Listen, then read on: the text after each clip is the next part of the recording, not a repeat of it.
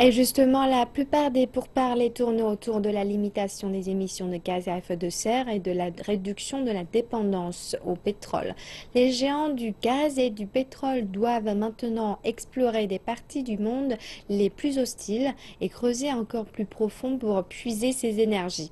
Dans la ville de Dead Horse en Alaska, pour assurer l'approvisionnement en gaz et en pétrole, des équipes travaillent 3 semaines d'affilée avant de se reposer pendant 3 semaines. Cette partie nord-est de l'Alaska est parsemée de puits de pétrole. Elle est aussi sillonnée de routes couvertes de glace et par un oléoduc. Bien au nord du cercle polaire arctique, à proximité de la ville de Dead Horse, on peut voir le point de départ d'un des plus longs oléoducs de la planète, l'oléoduc Trans-Alaska.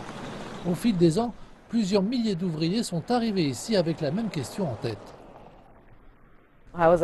Comment vais-je pouvoir survivre? Comment pourrais-je me réchauffer? À Cleveland, dans l'Ohio, là où j'ai grandi, il y a de la neige bien sûr, mais rien de semblable. Et le fait que l'ensemble du gros travail doit être fait l'hiver ne rassure pas. Ici, il n'y a pas de route goudronnée, les employés conduisent sur la glace recouverte de terre et sur l'océan arctique gelé. En été, ces tours de forage sont tout simplement trop lourdes pour fonctionner sur les sols décongelés. D'accord, on appelle ça un baby gong. Un véhicule colossal utilisé pour transformer l'eau en une couche de glace si épaisse qu'elle est capable de supporter les véhicules les plus lourds. Sur l'océan, même si la route ne fait que 800 mètres, elle doit être épaisse de 25 pieds car une tour de forage pesant 907 tonnes doit pouvoir être déplacée sur cette glace. L'oléoduc pouvait acheminer quotidiennement plus de 2 millions de barils d'or noir. Aujourd'hui, ce chiffre a été réduit à 500 000, mais le secteur pétrolier compte bien l'alimenter à nouveau, et cela pour les années à venir. Une volonté qui s'oppose à celle des États-Unis et d'autres nations de réduire de façon significative leur dépendance aux énergies fossiles. Je pense que les raisons pour lesquelles l'investissement, l'exploration et la recherche se poursuivent ici sans prendre en considération les coûts, c'est qu'ici il existe un potentiel énorme. Selon l'Association du pétrole et du gaz, il y aurait 50 milliards de barils de pétrole dans le versant nord de l'Alaska. On parle également ici de gisements offshore. Si cela se révélait exact, des ouvriers comme Rusty Watson continueront d'extraire cette énergie dans un environnement hostile au péril de leur vie.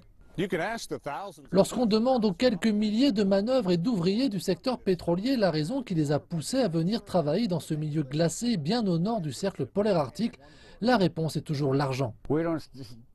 C'est la raison qui pousse la plupart des gens à venir ici, sur le versant nord, pour l'argent. On ne reste pas ici en souffrant, en ayant froid parce qu'on aime ça. En hiver, les journées se déroulent dans l'obscurité, vent violent et tempêtes de neige dangereuses. Même si un emploi du premier échelon est rémunéré jusqu'à 28 $ de l'heure, ces gens ne les ont pas volés. Par ici, il n'y a aucune montagne, c'est la toundra. Lorsque ça souffle, on ne peut pas voir devant soi à moins de savoir où on est.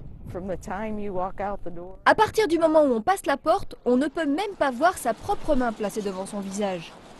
Ici, le changement climatique n'a pas la même résonance qu'ailleurs et signifie que l'Arctique s'ouvre peu à peu à l'exploration et à l'extraction du pétrole et du gaz.